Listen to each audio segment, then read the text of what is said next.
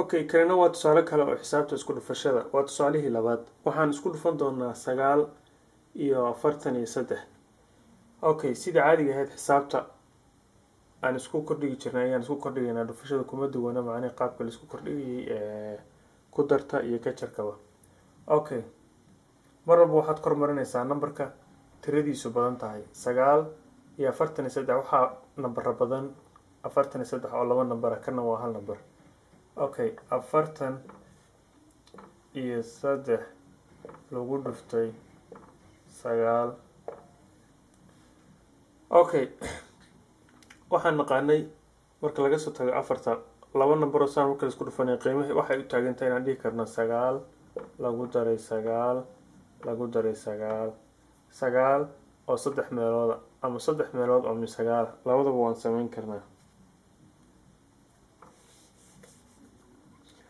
okay ku dhufashada korna iska taqaana numberada hal number marka lagu dhufto way iska fiican tahay waxay ku sahlaysaa inaad ka shaqeyso xisaabtaada okay 9 lagu dhuftay 3 waxa weeye waa 27 okay 27 markay saan tahay weliga numberkaas la qortaa kan waad ka gareynaysaa 7 waad qoranaysaa labada waad ka gareynaysaa inaydan saa u socoto way fiican tahay okay 9 lagu dhuftay 3 waa 27 7 ayaan qoranaynaa 2 ayaan wadanaa okay 9 lagu dhuftay 4 waa 36 lagu daray 2 38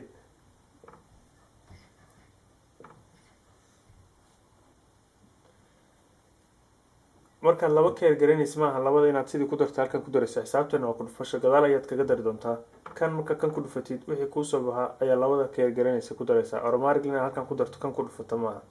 saas qalad bay noqonaysaa marka hore ku dhufo kadibna ku darso